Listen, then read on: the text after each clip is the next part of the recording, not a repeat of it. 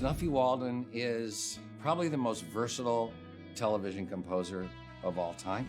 He was the guy who wrote the theme to 30-something, which I loved. I don't think the Wonder Years would be remembered as positively or experienced as warmly when it was on if it weren't for his work. He knew exactly what instrument to use for what character and what overall impact the music should have on the scene. Snuffy's just the greatest musician in television.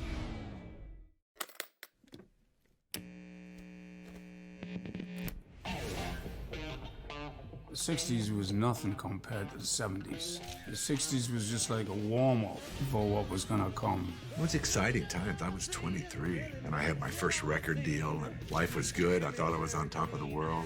It was before paparazzi, AIDS, mobile phones, so we could do what we liked, and we did. We rocked hard just like we lived. There was a lot of excess going on, especially in the drinking department. You're on stage and you're playing for thousands of people and you get in that rush and people applauding and you walk up a stage to nothing. There's a deep emptiness and loneliness, that hole that everybody tries to fill with one thing or another. And I remember saying to myself, do you know what? You really are an alcoholic. He was unwound, and we all are when we get here, and then we begin to grow. What really knocked me out is when I heard that Snuff started doing television. And when the credits went and it said Snuffy Walden, what? Snuffy? How did he do that? Snuffy revolutionized the way that television sounded. What a lifetime, what a story, what a journey. People say I'm going far, I believe it.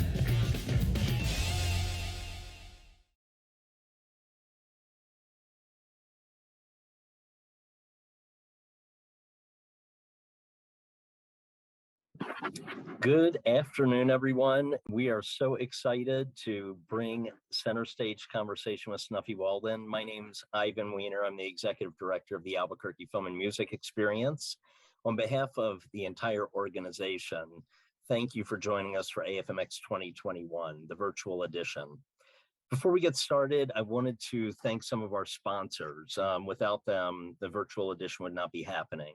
So a big shout out to AFME Foundation, Albuquerque Film Office and Film Liaison Cindy McCrossan, Albuquerque the Magazine, Bernalillo County Commissioner Stephen Michael Quezada, Breza Terrena Olive Oil, Comcast NBC Universal, Real Solutions Airport Meet and Greet Service, Sunny 505, the Baker Law Group, University of New Mexico's Film and Digital Arts Program, Wells Fargo Advisors and Larry Schwartz, Yamaha Entertainment Group, Jouska Road Productions. Be sure to tune into our website for the complete lineup. We have an incredible schedule the rest of today with films after this conversation into the evening and the rest of the week. And please follow us on Facebook as well. I'm going to hand it over to our Director of Operations, Kira Seipler. Let's get on with this show. Really excited about this one. Thank you, Ivan. Yes, I am really excited about our next Center Stage Conversation with Snuffy Walden. Please note, during our conversation, our audience members will be allowed to ask questions during the Q&A. Just type your question in the chat box and we will do our very best to get all the answers to your questions. Please note that all the films, the Q&As and the Center Stage Conversations will be recorded and available online through October 11th. So now, please welcome Casper Gomez.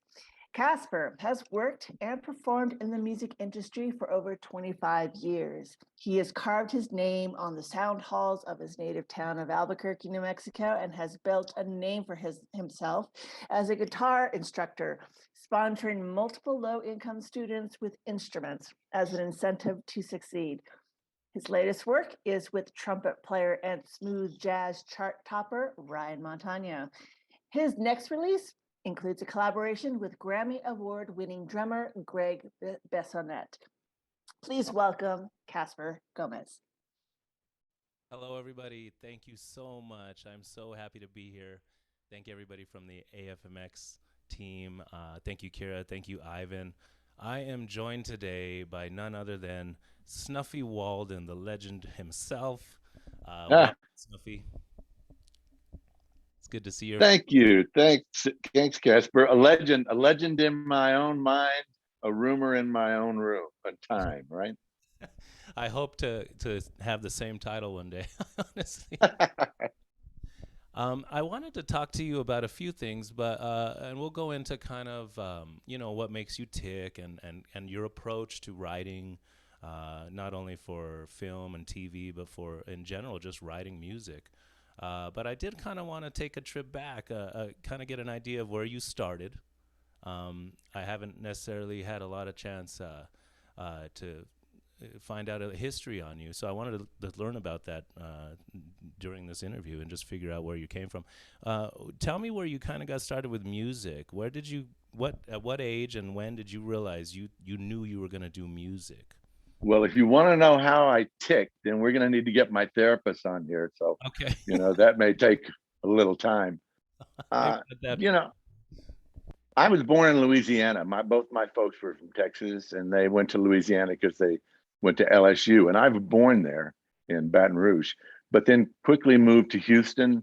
And, just kind of, my dad was an insurance salesman and my mom was a research clinical pathologist. And so we were always kind of chasing their gigs and stuff. We moved up to my grandfather's ranch when I was about 8, and he was a wildcatter, had designed a bunch of oil tools and made millions of dollars. So he bought this big cattle ranch, and all he did was poke holes in it trying to find oil. So that's kind of the basis of what I grew up with, listen to Golden Wildwood Flower and the Yellow Rose of Texas, things like that. That's what my family listened to. We had a piano in the house, so I always kind of fooled around a little bit with that, piano and organ. In the 3rd grade, I was a tap dancer. In the 5th grade, I started playing. I played Hawaiian steel guitar when I was 5. Oh, wow. I don't know why they gave me that instrument, but they did. And then I started playing horn instruments in about 5th or 6th grade and kept that through up until 9th grade. And in 9th grade, I got my first electric guitar. That was 1964, I guess. 64? Yeah, probably would have been 64. Right. And I got my first electric guitar, and the Beatles were coming out, and it was kind of all over after that. Yeah, that makes sense. I started with horn. I played French horn, and a buddy. That's tough. A buddy. Yeah, it was not easy, but everybody said I had a good ear, and I sounded great. My teacher would never let me leave the instrument. I could never go to another instrument. She's like, I don't want you to lose your French horn ability, right? So I stayed on. She didn't want to lose a French horn player. She didn't want me to lose my French horn thing. I wanted to jump to snare, and she was like, no, you can't go to snare. You're too good at French horn. I need you on French horn. And I'm sure you've probably experienced, the necessity of the guitar player, and then how there's a lot of guitar players, So I know you settled on guitar, and there was never any other interest in any other instrument, or did you always know it was supposed to be guitar? No, I think from the time I picked up an electric guitar, that I knew that was what I wanted. My brother and I got guitars the same time. My brother was 2 years older than me, same birthday. So we were both born on February 13th. So when I got my guitar, he got his guitar and immediately took 2 strings off it and started playing bass. So we were kind of setting up a rhythm section from the get-go, really. But I never questioned. I just loved playing. Right. And then, so you're going into middle school, high school. You already been playing guitar. And at some point, you tell yourself you want to start a band. Did you already have that in mind? Did you already know it was going to be you're going to be doing gigs? You already knew what you wanted to do. Well, what slowly evolved to the point where you said, okay, now I need to make this a career? Was that already at that point, or? Well, 9th grade I started playing. 10th grade we put together a band called The Showmen. 11th grade we released our first single. That was with my brother and myself, and a guy named Luke Stungus on drums, and a guy named The Turkey on the keyboards. And we even had a guy named Joe Best, who we let be in the band and played tambourine because he had a Rickenbacker 12-string guitar. So we let him get in the band so we could use his 12-string. So that makes sense. Pretty transactional, but I mean, I kind of knew. Right. If there's anybody in the band that has a PA, or a band, or can do more than one thing than just play their instrument on stage, they got to be in the band sometimes, just because of the default practicality of the guy. So you're out and you're playing, and tell me about Aphrodite. At what point did that come together to then flourish, past that point, obviously, but what kind of made that evolve? And I went through bands in Houston. I had a band called Silver Spoon. I had a band called The Grits. We played a lot at the Vulcan Gas Company, which is now Armadillo headquarters. And I played around in Texas a lot, and in Memphis, but I couldn't get really anything off the ground past club gigs. So I moved to Colorado and joined this band called Aphrodite, which was a trio, and I joined it, and we started getting really popular. And then some guys from Emerson, Lake and Palmer's band saw us play one night. By that time, we were a trio again. The other guitar player left, and they said, if you come to England, we'll get you a record deal. And, was that whole thing going to make you a star, kid? So we did the next 6 months of gigs as the last gig before our European tour, and made a bunch of money, and they got us endorsements, and we ended up flying over to London and starved for 6 months. And the last week we were there, Greg Lake listened to an acetate we had made and said, let me take you all in the studio. So that was the band Aphrodite. Greg Lake took us in the studio. We were really different. I was hot and creative on first, second, third take. My drummer got better each take, but by the time you were in take 5, I sucked. So Greg gave me the opportunity, said, if you want to stay with the band, you can stay with the band, but if you'd like to go with us on the record label, you need to put a new band together. So I went to the band and I talked to them about it, and they said, you got to do that. So I signed with Emerson, Lake and Palmer's label and put together a band called Stray Dog. And that was 1970, late 72, early 73. How long were you working with the Stray Dog group? Stray Dog lasted from 73. We broke up in 76, and we did 2 records, did a world tour with Emerson, Lake and Palmer, played Madison Square Garden, 2 nights in Square Garden, played all around Europe and every big venue in Europe. We played a 60,000 seater soccer bowl in Bologna. I mean, so we did some amazing gigs. Some real big show. I mean, Emerson, Lake and Palmer, those are like the scientists. They were great musicians, and they've always been kind of viewed as that next level. From that era at least. Keith Emerson was phenomenal. Yeah. Before all that happened, where you were did you have to pinch yourself to say, "Oh, this is really happening. I got to get going," or were you just kind of going with the flow? How did you feel when all this was really hitting? If I get really down, you want the real truth, the psychology of it. I was torn between this is unbelievable and I don't deserve this. So I was constantly, which explains another part of my story. I was dealing with this void that was getting wider and wider. The more we did, and the more we were out on the road living like rock stars, and the less I felt, the more I drank. And that ended up being the demise of the band, was not just my alcoholism, but I'll call it mine for just to own it. That's what ended up breaking up the band in the end. I was a terrible drunk, never before I played, but afterwards all bets were off. Yeah, and I know it's been the device of many a band's failure. Many relationships, either it be a band or whatever. But you get to the point where you've gone too far. Everybody. I've stopped drinking for a long time now, but I did get to the point where I realized, okay, I got to stop. Was there a night or a time where you told yourself the next day, this is it? Tell me what was the break point? That band broke up in 76. I started touring with Eric Burdon and different people. And I was in Sydney, Australia with Eric Burdon. And I'd gone out on a night off and gotten into a blackout in a club and brought a girl home with me and hit and run 5 cars on the way back to the hotel and trashed my room and drove through the security gates of the hotel. And wow. Yeah, it's not pretty, but it's the way it was. And I woke up to the beating on my door, the management beating on the door. So that morning I was really hungover. And I went to breakfast with my cap just pulled down over my face, and I was trying to get some eggs down. And my best friend sat down with me, who was Michael Ruff, keyboard player who I've worked with everybody. And he did a little small talk, and then he said, listen, Snuffy, I love you too much to watch you kill yourself. When we get back to LA, don't ever call me again. And that really got my attention.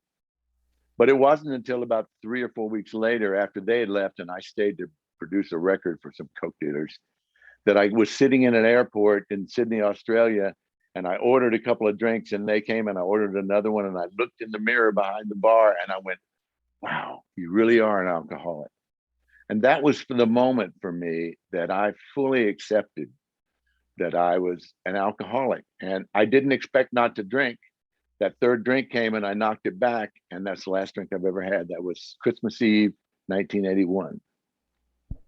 Wow. So, you know, I call it grace. It was just God's grace, or it was that pivotal moment. It was that moment of clarity, whatever you like to call it. Right. I could remember it like yesterday. I think that, you know, even when you stop drinking, there's still that moment of, or it could be weeks or even months where you're sitting there in that sort of limbo, questioning whether you're going to drink again. But you were definitely sure you were done. And crashing into the hotel room, it wasn't even that day. It was weeks afterward when your friend finally tells you, you know what, you know, bye. And that's when it starts to hurt. When these people that are the closest to you start telling you they're losing faith in you. Yeah. I totally can get that. I was crushed, you know. And then I got a call actually to go back out with Eric about 2 weeks later. And I got off the phone. I said, I'll call you back. And I realized I was going to have to choose music or choose living. And in that moment, I told them no to the tour. I packed up all my instruments and I dove into sobriety and was willing to quit playing music altogether. And I think that's important for me to remember, because I was willing to give music up, I got it back times 100, you know? Well, I think that you were willing to do what was necessary for your life. Like you said, you had to live. You weren't living, you were killing yourself. No.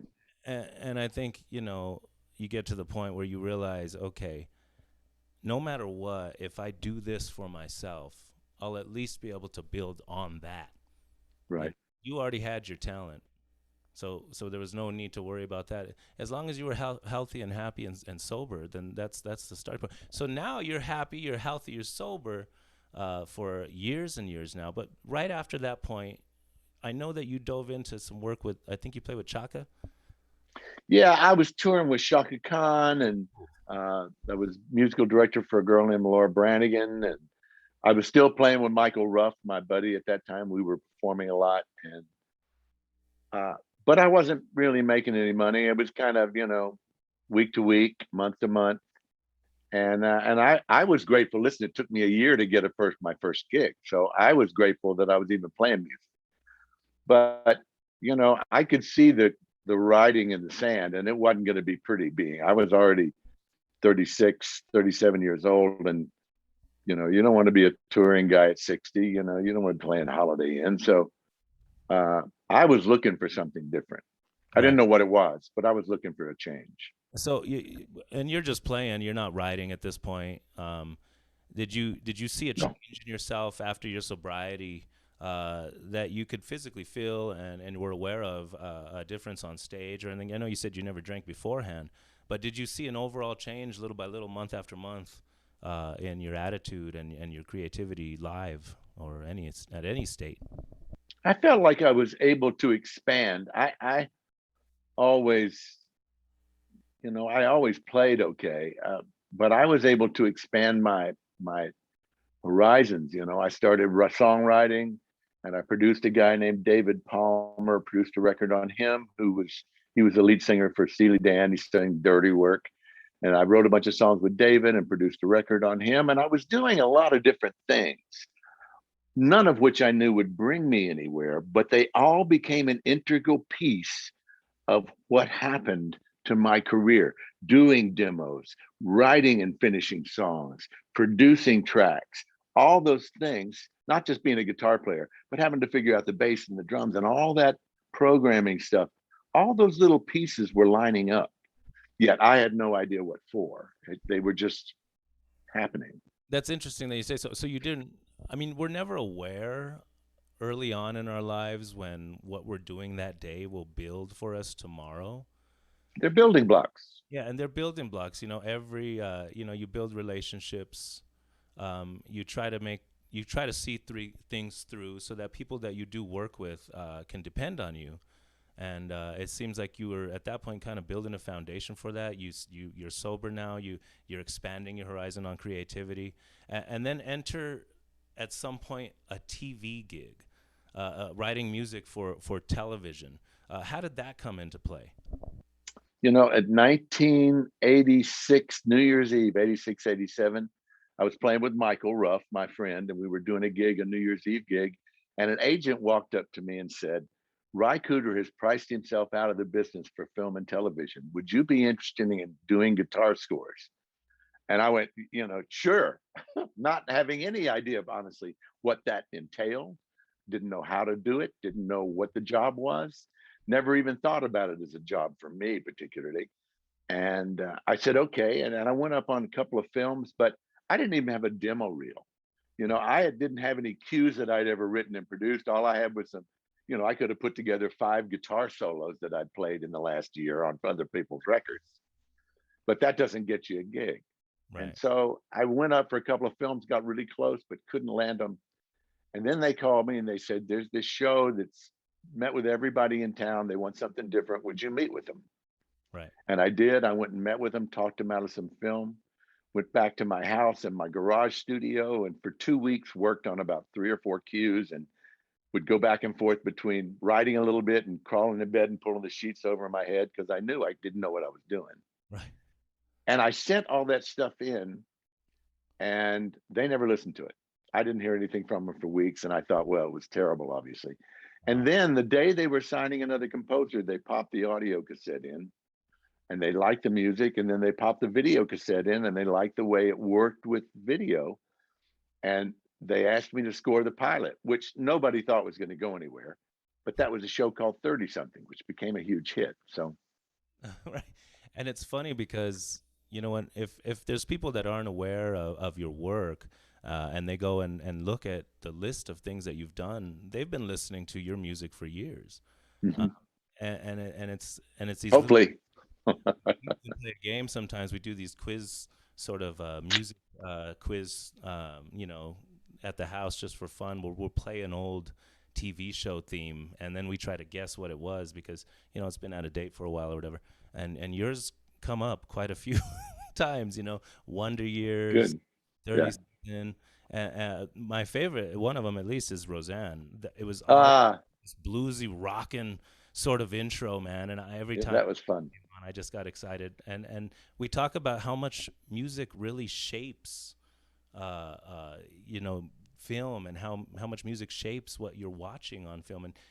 And I know that at that point you didn't really have an approach to it. You just wrote and you created. Well, honestly, I did the only thing I could do, right. which was I borrowed an acoustic guitar to do the demo. And I just played electric kind of hammer-ons and stuff that I knew how to play on electric guitar. And I played it on acoustic. And all of a sudden it was a style, you know, I had no idea it was a style. I was just trying to play something. But, you know, it's funny how those things work out. You know, I had no schooling to rely on. I never went to music school. I couldn't read, I couldn't write, I couldn't orchestrate. So all I could do was play. So all I did was sit down and watch the film and play and play and play until something started to feel good and something started to make me feel something back. And then I'd try to work with that piece. So, you know, it was desperation. If you'd have put a gun to my head and asked me to do a John Williams score, you'd had to shoot me because I couldn't have done it. I mean, it makes sense. I never, you see all these creative minds in their success, and you wonder how they got there. And very few people understand that they struggle too. You know, it's always a mission, and it's always a struggle. And, you know, if you come out successful, it's just like by the graces. Sometimes I talked to one of my instructors who told me he got a gig on Jesus Christ Superstar once, and he was like, okay, I'm ready to do this, and the guy hands him a folder, a binder about this thick, full of sheet music, and he's like, I can't read any of it. And he's wondering, what should I do? Should I just tell him, don't say anything, and then I'll do the gig and never work in this town again, or do I tell him something and then see where it goes? And it ends up just working out sometimes. And of course he did the gig. He was fine. He's like, the instructor says, don't play all those notes, just play what you know, and we'll go from there. And you find yourself in any given gig where you're kind of unsure if you're going to be able to make it, that you just keep going, and it works itself out for the best. And well, see, I'm really consistent. I'm always sure I'm not going to make it. So there's never a question for me. I go right to the dark place, and then I'm fine. So you did mention that when you were creating, you watched the video, you watched the film, which I assume has no audio except for maybe dialogue. Dialogue and effects, correct. Then you tell yourself, are you shaping it to the film? Did you have a familiarity with the character that you may have already kind of come up with a sound for? I'm curious, is it really just they hand you the film and you watch it and you play until it works? Well, what happened with that show, which was really interesting because I couldn't have picked for myself a better learning place than 30-something. Both the creators were both writers, great writers, not great musician writers, but great script writers. And they beat me up over and over again and made me rewrite cues over and over again. And they would sit down and, pound on me. You've got to make it you've got to work on the arc of the scene, on the arc of the episode, on the arc of a story. And they showed me so much inside what music should be doing and the shape of what it was doing that I got a masterclass in scoring to film because they made me do everything 3 times. And I couldn't believe I was making, as much money as I was making, even having to work 14 hours a day. So, I was happy to do it and always felt like I was going to get fired tomorrow. But they taught me so much about the shape and the concept and what music's there to do and what music's not there to do. For 30-something, we turned music into its own character. We wouldn't play a scene in the moment as a dramatic scene is happening. We'd comment after. And rather than just heighten the score or scoring the moment, we would be a character commenting on the moment. And, I learned that from Ed and Marshall, and nobody has ever brought that up to me again. I don't know if they don't know it or if that was bullshit they were teaching me, but whatever it was, it worked. And I feel like I just got a master's class from those guys. That's interesting that their direction is what taught you. I mean, you got to consider all the things that you've done. Is there any particular theme that you might have done that you kind of felt personal feeling like you still hold on to that? It's one of your favorites, maybe. Is there one that kind of just well, I mean, you can't lose a da-da-da-da, da-da-da, da-da, da-da-da, da-da-da-da.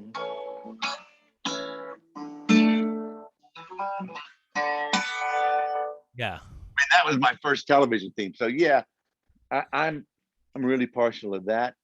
I love some of these other things that I did. I mean, to go from that, being that composer, to go to 12 years later writing the theme to West Wing is really not possible. I went from a guy who can't read music and knows nothing about orchestration playing guitar ditties to a guy who got to score a remarkable television show with one cue in one episode out of 7 years had guitar in it. Otherwise, there was no guitar in the entire score for 7 years. So Wow. You know, yes, West Wing, as my buddy Mike Post tells me, was my coming out party. You know, I've been doing this about 12 years, and all of a sudden I wrote that, and people went, "Whoa, he's not just a guitar player or playing little 3-note chords on piano. You know, he's like, he can write." And you know, then I love, there's a little show that a lot of people have seen, a lot of people haven't seen, called Friday Night Lights. I love the theme for that.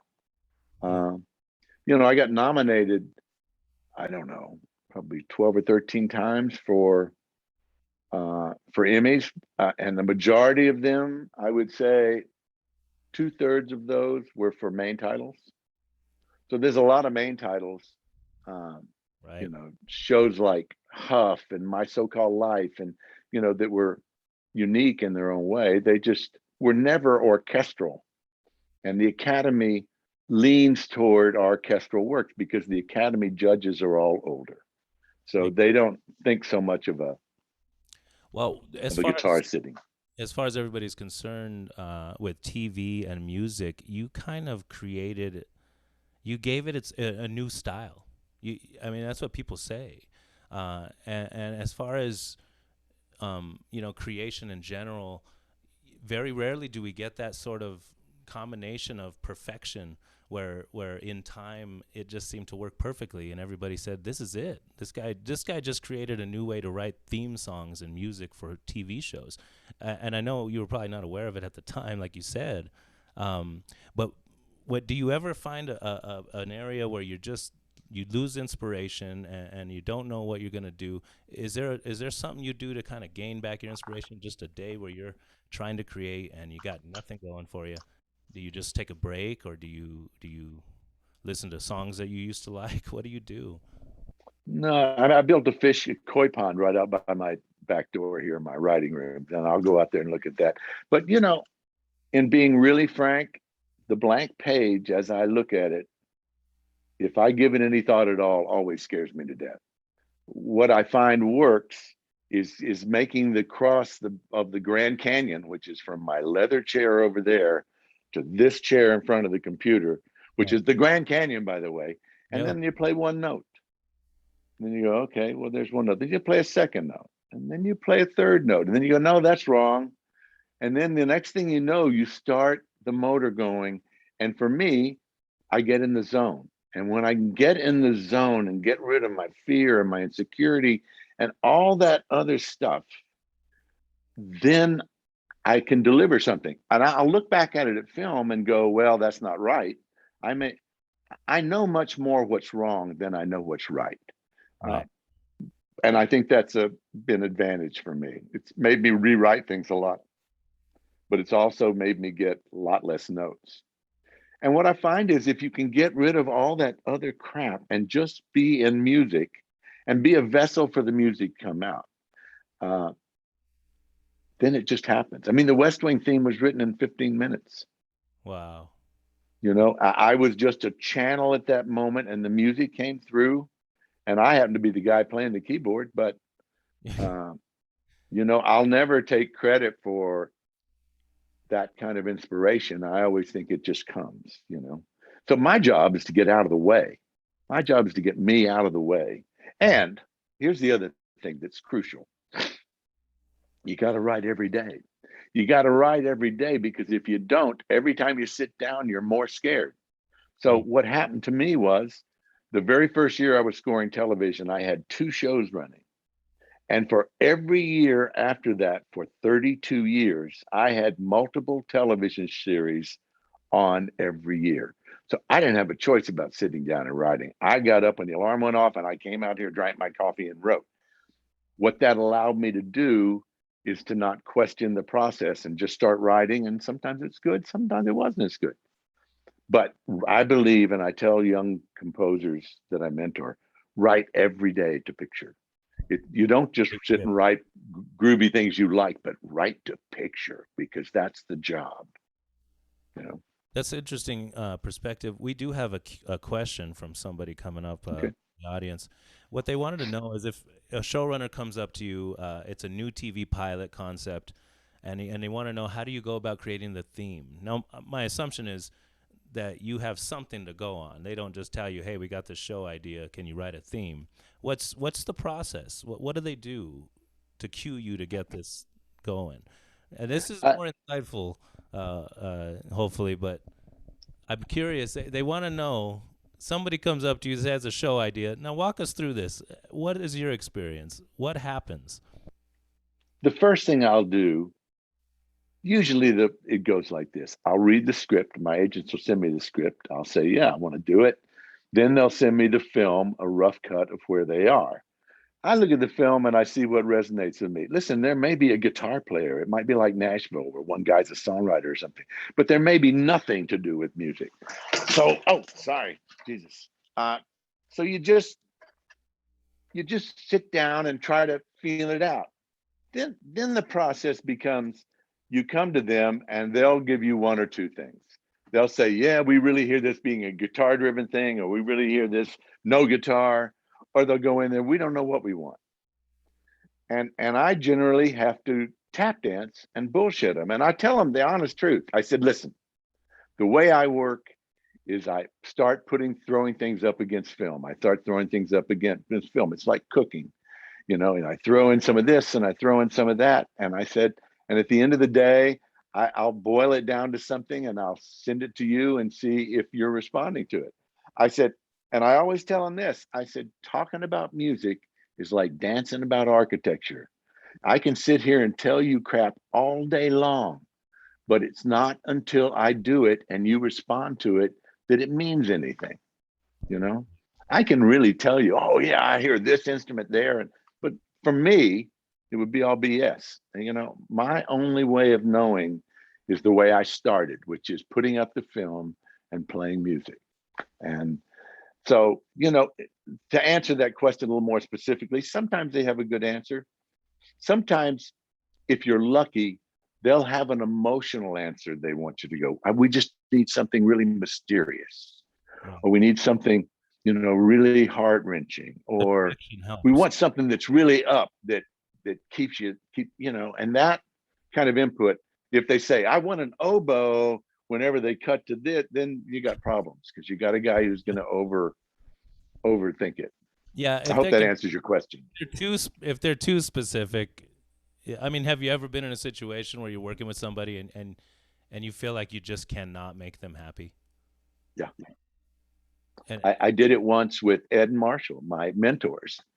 I did my 4th TV series with them, and it was basically 40-something.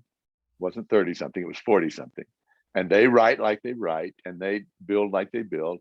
And they said to me, we want a guitar show, but it can't be anything like any of the other ones we've done.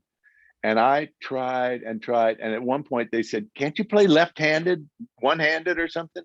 Wow. And I finally went to them on a Friday and literally was very emotional about it. Said, guys, you know what? I'm not serving you, because I don't know how to give you what you want.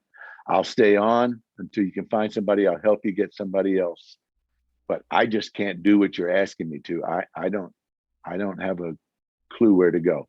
And they called me on Monday morning. They said, would you come in? And I said, yeah. And I came over there and they said, listen, we're going to leave you alone. Just write what you want to write.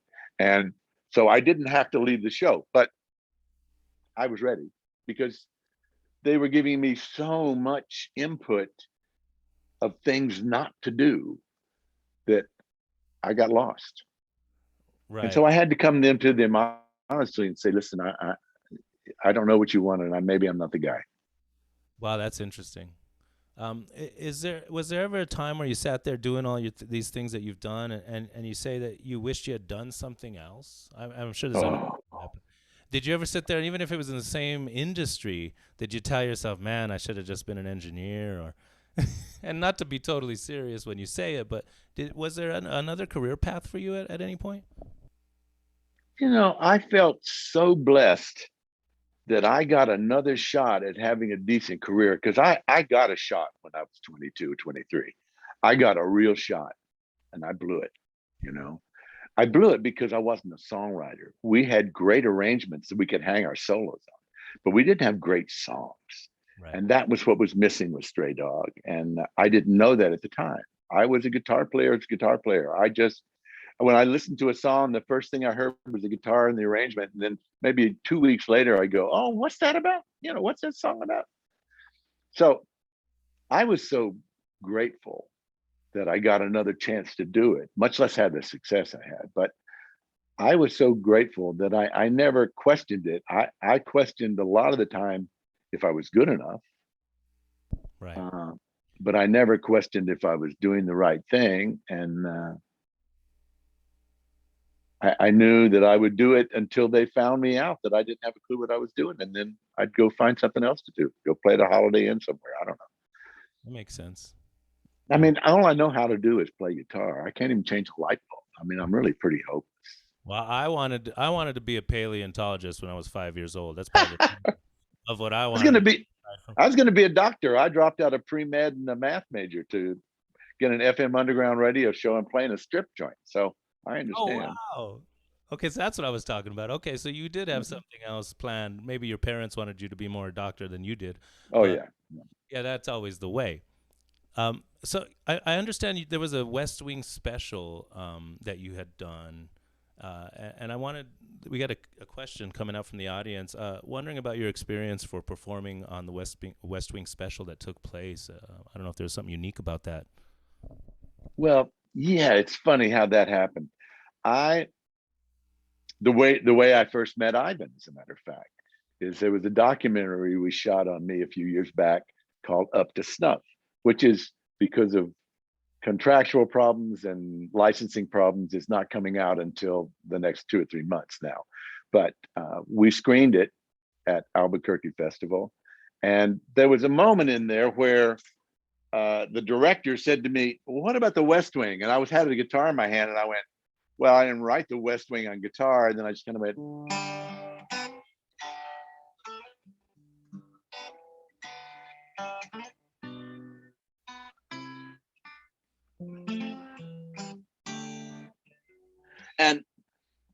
and so I played it, you know, I figured out how to play it. We cut for a minute and I worked it out. And so that was in the cut. So when Tommy Schlamme called me, because Tommy Schlamme and Aaron Sorkin called me because they were doing this special about voting. And they said, would you do the music? And I said, well, I'd be honored to do the music. And then I just happened to send a copy of the doc over to Tommy.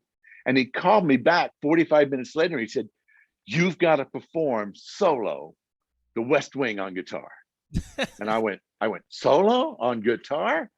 And he said, yeah, I loved it. It was great. And so what started as a solo guitar piece, kind of starting the show, turned into, I orchestrated it for a little 9-piece band, little 9-piece strings and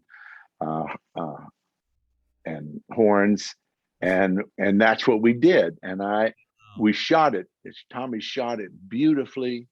And there's a cold open, and we go right from there, from a line Bartlett says, right into the opening notes of it on guitar, all solo. And then slowly we incorporate the orchestra, very small orchestra, live. And we did it all live. So yeah, that's the way all these two things just work for me. Something just happened to fall into place and somebody said, oh, do that.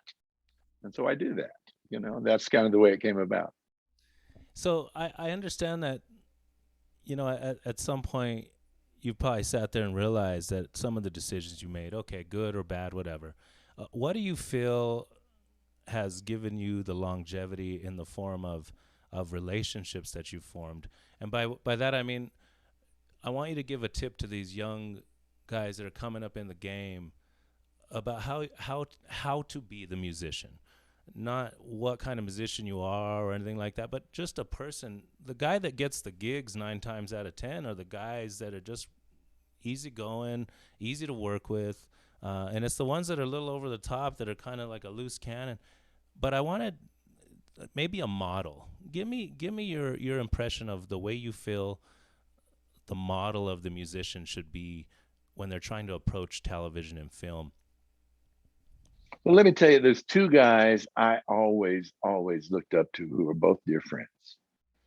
Mike Post in television and James Horner in film. They knew how James Horner could work you so hard as a director without you even knowing you got work, to get James to get it just like he wanted. And he met his match with Cameron, but he just was incredible at that. Now, Mike Post, totally different animal, the best businessman I've ever met, the best guy saying, yeah, I got this, and total confidence and total connection, and always delivers. And I think that's one of the things these guys both did, is they always delivered. Now, it doesn't matter if it takes you 2 hours or 102 hours. You got to deliver. If you want to keep those relationships, you've got to keep giving them what they want. These guys, producers, directors, depending on what medium you're in, they just want to like their movie better. You know, they've already written it. They can't rewrite it. They've already shot it. They can't reshoot it. They've already edited it. They can't re-edit it. So they're leaning on you to make them appreciate it again. And so it's very important to satisfy that. And I have a character flaw that served me well. I was called a people pleaser. And because I grew up in a household where my mom was a paranoid schizophrenic, and my job as a little kid was to keep the waters calm all the time. Don't ever let things get out of hand because they escalate too much. And so I brought that into my career, and then I brought that into scoring. So I was constantly trying to smooth the waters for everybody. And the only way to really do that, as far as delivering, you could BS them once or twice, but you got to deliver the goods. You got to make them like their film more. So I can't watch stuff I've done. I still, to this day, have not watched an episode of West Wing. I just can't do it. I can't watch an episode of 30 something. I just can't, because all I see are the flaws. That makes sense. I can't go see a concert because I'll figure out that monitor is not working, or the horn's out on the right. I know exactly where you're coming from. Don't get me wrong. Yeah, it's a fault. Watch a guitar tech put strings on a guitar, because I'll sit there saying, "Oh man, he's doing that wrong." You know, it just depends. Yeah. Well, at least it kept me from sitting around watching my own stuff, saying, "Man, you're good." You know, so I didn't have to deal with that. So. Right, no doubt. So, you know, you do all this work, and I know over the years technology has changed. We went from tape, you probably did DATs, ADATs, and then you come into the age where everything is easily accessible. We can actually do a whole session together online through Logic, and then you get, COVID. At what point did you realize, okay, I got to do things differently? I know you've probably told this story, but what was the definitive change? Was it just, the mask mandate? Everybody's got to be isolated. When did you go into your mode of a different type of work? I was recording a live record with this young girl I produced for years at the end of February, and March COVID hit. So I had just finished a live record. And so the beginning of COVID, I spent mixing that record and, editing the video for the DVD and all that kind of stuff. But I was already slowing down. I was already reaching a point where, I had to really want to do a project with people I really wanted to work with, because I didn't need any more credits. I won't say I didn't need any more money. There's nobody ever has too much money, but, I wasn't desperate. And I also didn't want to work with anybody that I didn't enjoy anymore. I'd reached a point where I'd hit my late 60s where, I'd been doing it for 32, 33 years. A little bit of it has lost its charm. There weren't a lot of things I hadn't seen. So what I found happened to me, which is not good. Also, I had, family illness here at home that was progressing at the same time. So I found myself slowly coming off work, and except for the West Wing special and doing some record stuff, playing on other people's records and writing some stuff for myself, because I want to do another solo album probably next year, I just started slowing down. And honestly, I started vegetating, which is not good. I don't suggest that to anybody. And that distance between my leather easy chair and this chair at the computer became deeper and deeper and darker, and then there were sharks in it, and I didn't respond well to COVID. And I used to think, wow, what a perfect time just to get immersed in creativity. And yet most of my friends that I've talked to who do what I do have had the same experience, that it's much harder. It's much harder when you don't have a deadline. It's much harder when you don't have the impetus of going out and performing it for somebody. It's much harder when you don't have the interplay between musicians. I mean, I have a 10 by 10 green screen in here that I installed because of COVID. Right. And I used it, 10 times maybe, and hated playing, one person at a time.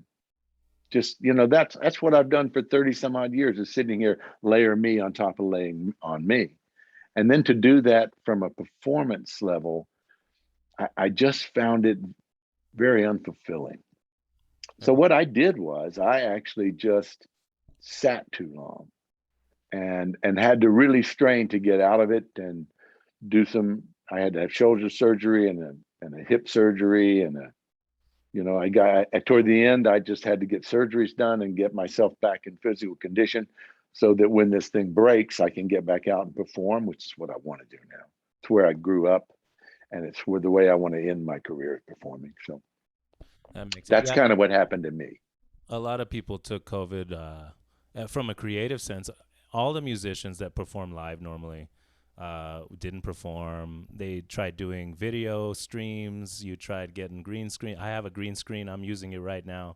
I did the same thing. I started doing like comedic sketches. I've always wanted to do a sketch comedy. And so I started doing these kind of funny videos that would, like, I came up with an idea called Super Producer, where it's this producer that makes his musicians do these really weird things to produce the album. Like, he'll assign their instruments based on their favorite colors. You know? Like, if they're black, gets drums, guitar is red, and it's just very bizarre. But it was just all sketch comedy things. But I too kind of felt like, okay, I just want to perform live again. Yeah. I feel the interplay between music and audience and back and forth is so magical. You can't get it from a green screen.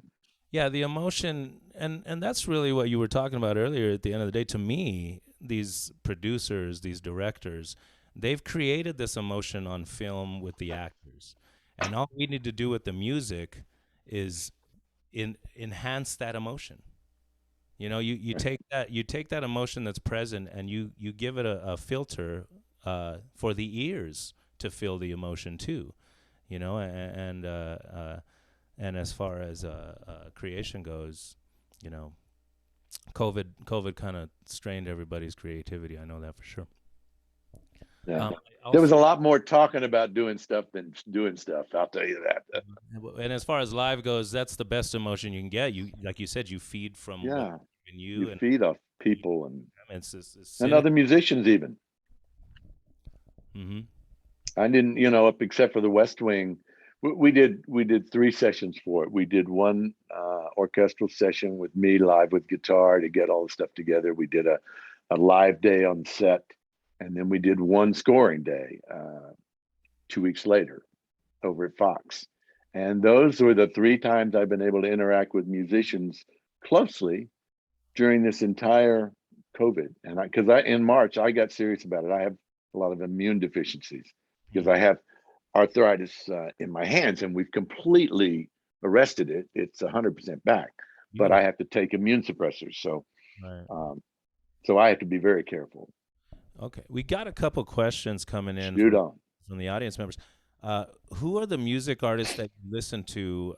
It says today, but I'm curious, when you were growing up, did you have a favorite guitar player? You're a guitar player, and I have my favorite guitar players. I'll name them off. You got Steve Vai, you have Satriani, Paul Gilbert, and these guys are the virtuosos. I never necessarily, and I know people hate me for this, but I didn't think Hendrix was revolutionary, but the technicality and his limitations on the technology, I always assumed that if he was alive today, he would be a totally different player. Oh, yeah. I would just have to say that, you know, and I've toured with Yngwie Malmsteen, monster player, but that's, again, that style doesn't appeal to me. For me to like it, it's got to have a certain style. Who do you really who's your go-to? Well, let me start with, it was Dwayne Eddy when I first started listening to guitar back when I was 10. And then, you know, the Beatles and the Stones, yeah, sort of, but I really wasn't attached to any of them as instrumentalists. It wasn't until Hendrix and Clapton came out that I went, whoa. And, you know, there again, I was 16, 17, when Fresh Cream and Are You Experienced broke. I mean, they were just innovative, and Sgt. Pepper was out. And I never wanted to learn to play like Hendrix because I liked him too much. I'm a different school than you. I still find him unbelievable because I can't visualize what he's doing. Right. Clapton, I can visualize exactly what he's doing, and he does it in a beautiful way and puts it together impeccably. But I can see what he's doing. With Hendrix, I can't even see it. So yeah. So I didn't want to copy him. When you get into the later day, you know, I'm really on an authentic kick now. Let me give you an example. Kev Mo. I got to put a band together. I got to do a band in 2007 with Kev Mo. It was Mike Finnegan, who just passed away, Kev Mo, Sonny Landreth, the best slide player in the world from Louisiana, JR on drums, Bob Glob on keyboards, me on guitar, another singer, another harmonica player, and we did a band called the LA Blues Alliance. We did one record and one concert, but I got to know Kev Mo, and I just have fallen in love with his authenticity. At 42 years old, he threw away his entire catalog of music, and he was like an R&B touring guy. Right. He threw it all away and boiled everything down to the blues on acoustic guitar. And if you listen to Kevin, there's nobody out there more authentic, more soulful, and yet the world doesn't know Kevin like I do. You know, I know every record, and I've played with him. We've done benefits together. I've recorded with him. I wrote songs with him with this young girl that I work with. He's a dear friend. You know, Ry Cooder still, some of the old Ry Cooder records. Citizen Cope is so authentic. Right. He's so exactly who he is. He's nobody else. And I find that the virtuosos, honestly, leave me a little more cold. Yeah. Because if it becomes about the histrionics and the gymnastics of playing the guitar, I'd rather hear Albert Collins go, bang, you know, yeah, or B.B. King. You know, I'm a blues guy. That's you know. There's something about a bend of a note or a slide on a guitar where you're using a slide that you cannot fake it. Yeah. Cannot fake it. You hear a guy that's just going off, and I don't care how technical he is, but if there's no soul in it, there's no soul in it, you know, and it's gotta, if it's not breathing, it's not alive. And I have less chops now, but I think I'm more in touch directly with my heart when I'm playing enough to stay fluid. I'll never have the chops I had at 35, at 40. I don't want them. You know, I was playing too much. I would, you know, but I'm more in touch when I'm rehearsed enough on my instrument. I am more in touch with my heart than I've ever have been. And that's why I'm looking for the opportunity to do a record that's truly authentic who I am. And I don't know who that is, honestly, right now. I'm going to discover that doing the record, hopefully. Right. Now, I know with your with the film Up to Snuff, I wanted to kind of dive into what that allowed you to discover about yourself. I wondered, you know, I would be happy to know somebody or anybody would did a documentary on me, and hopefully one day they will.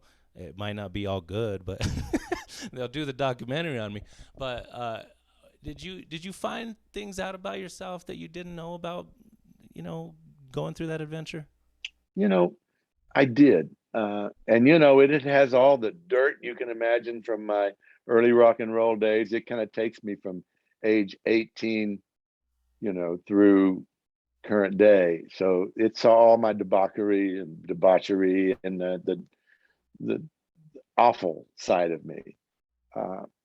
I'll tell you what it really did for me though. And Mark Maxey, the director, did me a huge favor. He kept asking me, I want to do this documentary on you. I go, nobody cares. It's not interesting. Why would you bother? He kept saying, no, you got a great story, all this stuff. So finally he came to me and he said, listen, you know, you might really be able to help somebody who's got a problem with alcohol make a difference in their life. And I said, okay, you know, because my primary goal is to be of maximum service to God and my fellow man. So I had to say yes to that. So I did. What it did for me, and I didn't realize it till he put the figure together, till he put the film together, but he told it from the perspective of about 25 or 30 different people, everybody's take of me. And then there was a lot more me in the film than I thought there was. There was a lot more storytelling from me than I had hoped. But, you know, it was all these different people that I'd worked with, artists and friends and people in sobriety. And it gave me a real perspective on what I managed to accomplish or be a part of across the scope of 60 years. You know, it gave me a half a decade's worth of perspective that, wow, you know, I really was successful. I really, you know, because I don't walk around going, God, I'm really successful. I don't perceive myself that way. You know, I perceive myself a guy who got lucky and a couple of things hit, but Mark gave me a real wide overview of, yes, I've worked hard, and yes, I've done some good things, and yes, I've been of service a lot, and yes, I've been a good guy, and yes, I've had a really great life, and I didn't have that perspective before. I really didn't. So Mark did me a huge favor in that way. I think that what you were humble about, you've now acknowledged as a great achievement. You know, it didn't look like it at the time, right? But the overview feels that way. That's interesting. Yeah, that's really interesting. I'm really curious now. After everything was said and done, do you have a goal for? I know musically, there's always work, but do you have a goal that you still want to accomplish, that you still want to do, even if it's something simple? I don't care if it's, you know, playing on the Himalayas, or I don't know, whatever. It could be the most obscure thing in the world, but what do you still want to do? You know, I've been kind of locked down over the last 3 or 4 years because of some illness in my family. So the three things I'm really looking for now, the three things are going out and enjoying the fruits of my labors. I want to travel. I always wanted to go to Africa and spend a year and immerse myself in African music. I mean, there's something like that in my future, some immersion, musical immersion. I want to do a record, whether I release it or not is beside the point, and see what is, you know, I did my records in the 70s. I did one in 2000, an acoustic record based on the music I was writing for film. And I want to do something in 2022, 2023, and see who I've become musically. And whether I release it or not doesn't matter. Right. I don't think anybody's really interested in buying a record from me. It's certainly not a money-making project, but for me to see what kind of authenticity is there, that would really thrill me. And the last thing is to play as much as I can with the people I love. There are two people that I started working with in late 1960s that we still play together. Right. Terry Wilson and Tony Bronigal, a bass player and a drummer. I've been in bands with them over the years. They're still dear, dear friends. I have friends that I've had all along during my scoring years that we've stayed together and in touch musically. and I just love to do a band with them. We've been talking about a band with an old friend of mine from the early 70s and a couple of one big actor and one big rock star, and we've been kicking material around. I'm not going to talk about it because No, don't talk about those things you don't know if they're going to happen. But when it was just the actor and my buddy and I, we were looking at 3,000 seaters, and all of a sudden now it's like 8,000, 9,000 seaters. So that's cool. And we just want to go out and not make any money. Right. Just do a record, go out on weekends and perform. Right. That's what I'm interested in now. I'm not interested in dogging myself dusk to dawn on things that I don't love. I want to work for directors and filmmakers I love. And even if my job is just to help them find somebody. Right. Those are the kind of things that I really have an affinity for now. And being of more service and of service to myself in the sense of letting out whatever gift I was given and giving it away. That's just beautiful, man. That really is. I do have one question though from the audience, and it kind of goes into this. You said you have a couple friends that you've played with, but if you could build like out of your favorite musicians, like your super band, if you will, and this wouldn't even be real, but they're asking me if you could, who are your favorite musicians outside of guitarists, drums, bass, and who would be in your dream band? Stevie Winwood would play Hammond and sing. Love me some Stevie Winwood. I plug all my friends in, to be honest. I mean, because it's one thing to have these great players, like the bass player with the Who now is great, but do we have any connection? I don't know that. This is your dream band. No. God, that's so hard. It's an obscure question. I mean, I get asked questions like this all the time. Even when I get asked, "Who's your favorite guitar player?" You can't name just one. No, I mean, of all time, Hendrix. It would be Hendrix. That's I mean, listen, I'd put together my dream band, and I'd get them coffee and roadie for them. I'd help guitars. That would be great to me. True. I mean, to be able to stand by the stage and watch Stevie Winwood and Jimi Hendrix and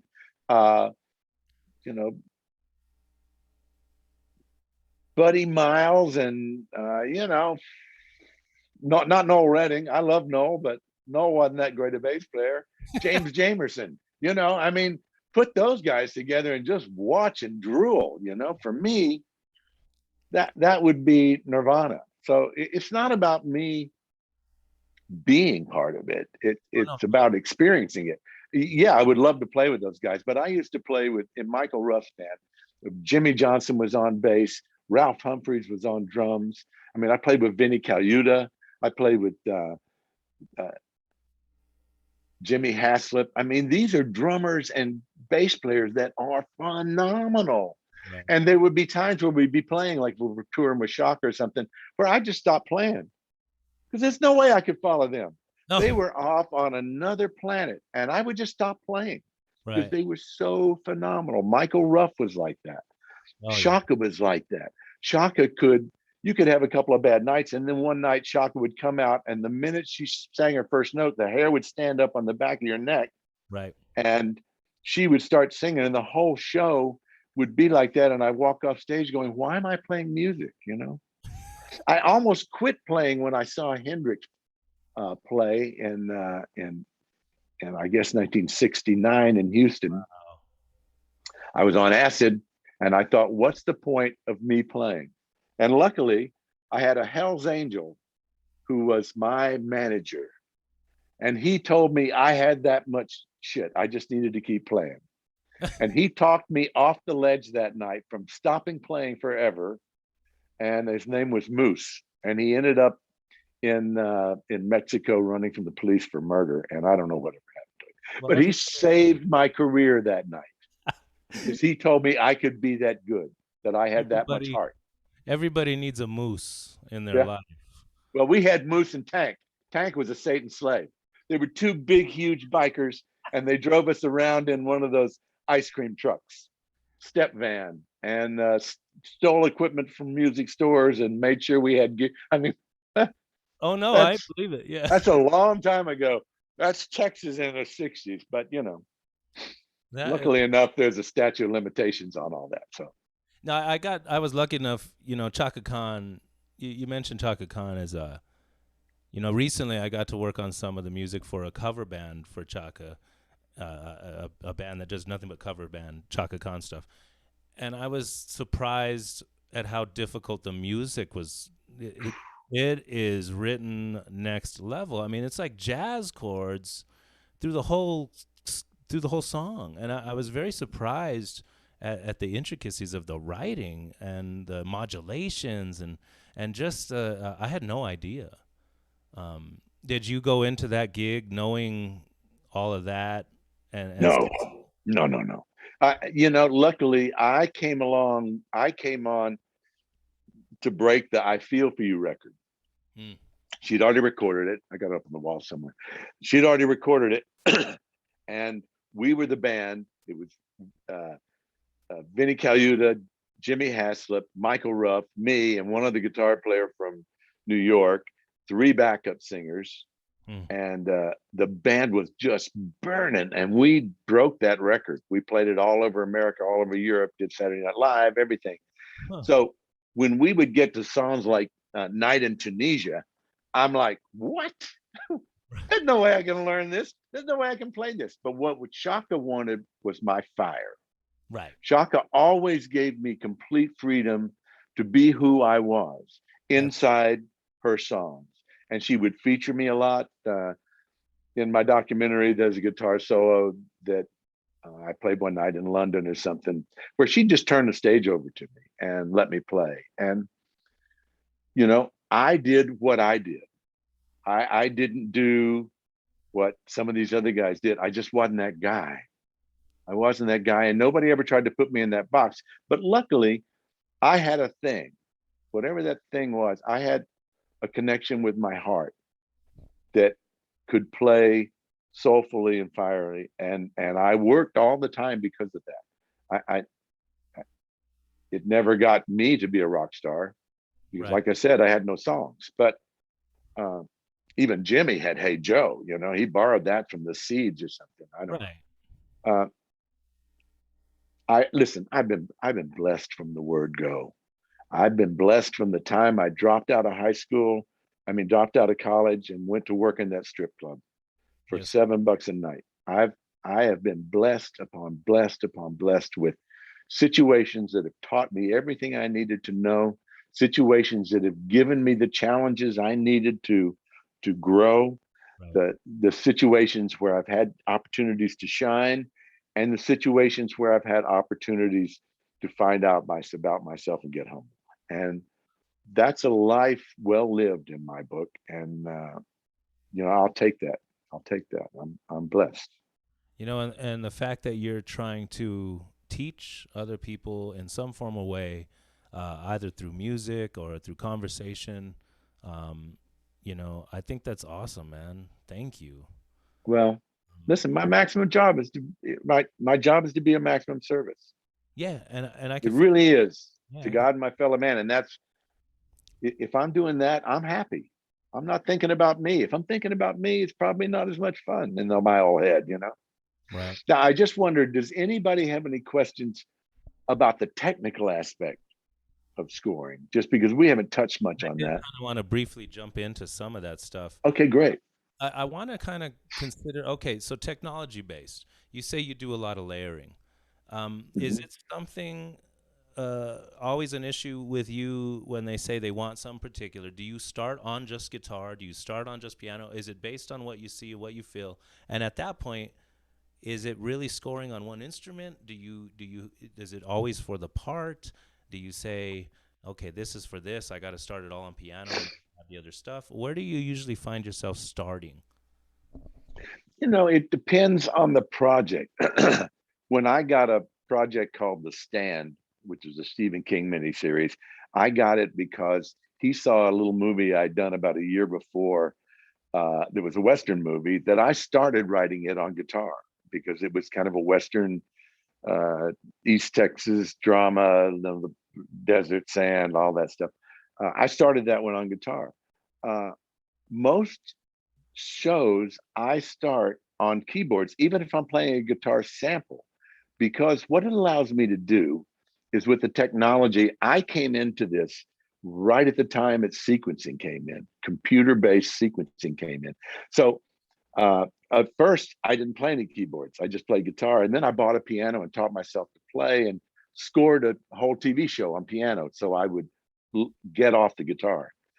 But what it allowed you to do is, in sequencers, I can just sit and play along the film and always stay locked with the film.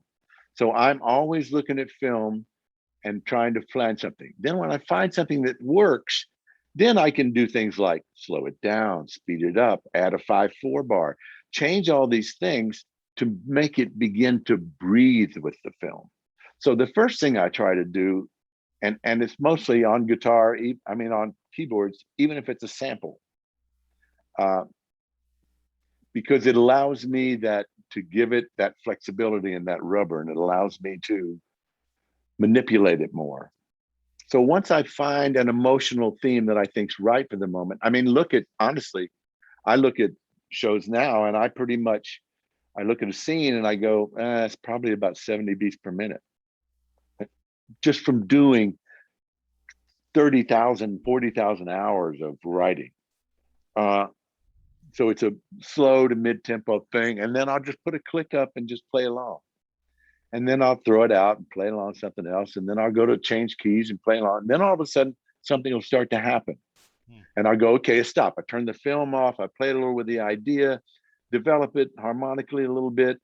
Then I record a little bit, put it back up to picture and go, okay, well, that works.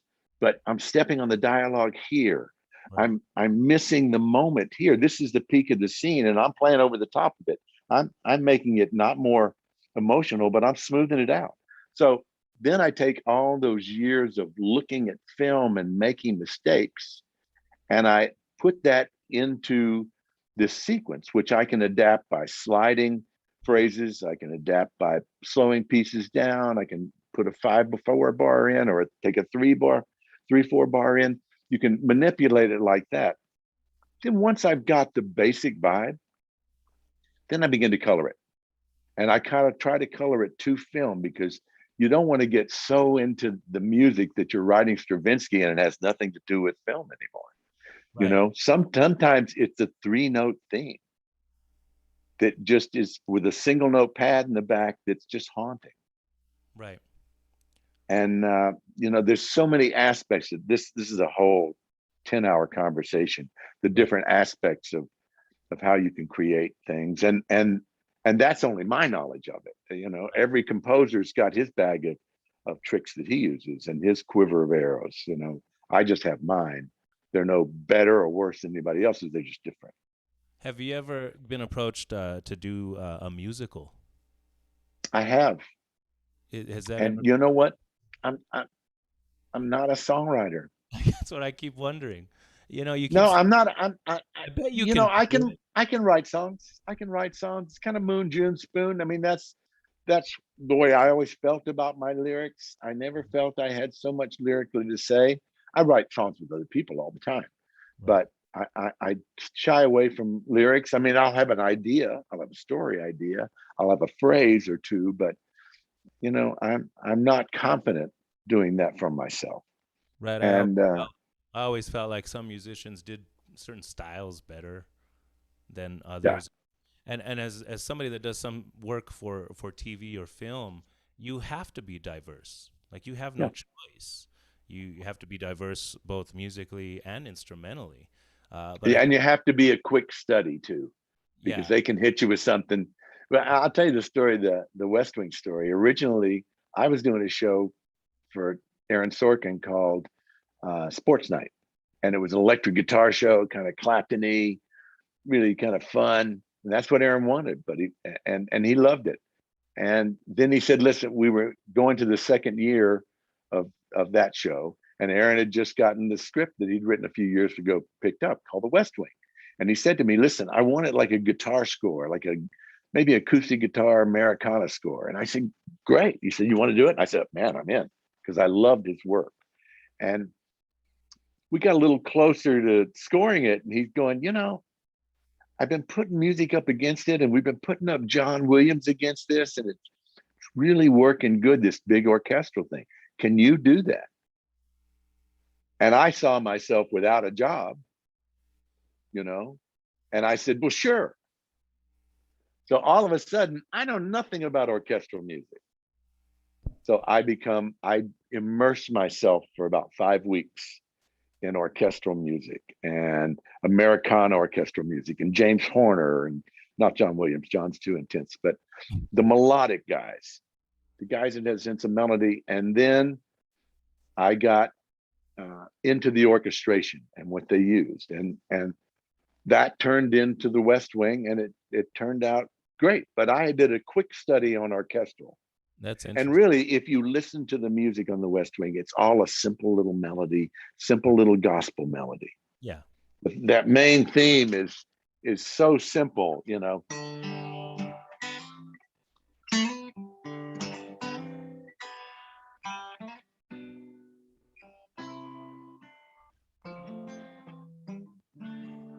It's really a gospel. It's very simple. It's an 8-bar melody that is orchestrated to sound Copland-esque. But yet, I wrote it on the piano. Did you find yourself, you have like a favorite composer now, or a favorite scoring cat? Sure. Tommy Newman's probably one of my all-time favorites. I love Tommy's work. James Newton Howard writes beautifully. And I always call Tommy or James when they've done a film and I see it and I really like the work. I always reach out to them and tell them how much I love it, because I don't think we're in competition. I think there's the right amount of projects for all of us. Good. I don't feel like if somebody gets a movie that was my movie and why didn't I get that? I feel like, wow, man, you did a great job. And I tell them because, we don't see each other. We all live in little bubbles, and it can feel competitive when there's only one agent. He's got 10 guys and he's got 2 movies. That math doesn't work good for everybody. But you got to get over that and realize that I get every picture and every project I'm supposed to get. And once I learned that, I could go into every gig saying, how can I be of service here? Not what can you give me or can I have your picture, but how can I serve you? I think. And when I'm coming from that place, there's no disappointments, there's no problems. It's just, what can I do for you? Yeah, I think that your philosophy is tried and true. I think that if we had to consider what the perfect model for a musician or anybody that worked in the industry, you would be one of them. Okay. Well, like I said, I don't know about. You say things, but I'll trust you on that. You say things that I've heard from people that I really look up to, and you're now becoming another one of those people. Of course, I just wanted to say thank you for allowing me to sit with you and talk with you about all these things that you've done, and even some stuff that you haven't done yet, and you're going to do. Yeah. I'm not done yet. I'm not done. I'm not laying down yet. For sure. Oh, we will. And at some point, I'm hoping to step up on stage with you and do a couple of dueling solos. If nothing else. That'd be fun. Yeah. I absolutely love that. So hopefully, do an Allman Brothers song and go back and forth or something. Yeah, man. And hopefully this thing, COVID and all this stuff blows over by next year, and we'll bring you back out to AFMX. And oh, I'd love it. I'll just come out and do the first night jam. That's what I want to do. Yes, sir. Ivan has a killer jam going on at a club always the first night. Yes, sir. Okay. Well, again, thank you again, everybody. Snuffy Walden. If you haven't heard of him, look him up. He's amazing. If you joined us this whole time, thank you for joining us. Casper, you've been delightful. Thank you. You've made this so easy. I appreciate it. Well, it's been my pleasure, man. Thank you again. I'll look forward to the next time we speak. Yeah. See you next year. Yes, sir. Thank you, Kira. Thanks, everybody. I don't know what I should do next, so I'll let you guys take over. I think it's going to Kira. It's all on me now, and I actually remember to unmute myself. Yay me. So thank you, Snuffy. Thank you, Casper. I totally enjoyed that that conversation, and I think I always am inspired by Snuffy in my own writing, and I think my next script is going to be The Adventures of Moose and Tank. So thank you for that inspiration. So just want to give you a heads up that these conversations will be recorded and available online until October 11th. And if you still want more tickets and more conversations, look us up at our website at afmxnm.com. Our next block will be at 4:30 p.m. Mountain Time today with our next block of films, Unearthing Agawa and the Beast of Our Time. I hope you can make it. Until then, have a great afternoon.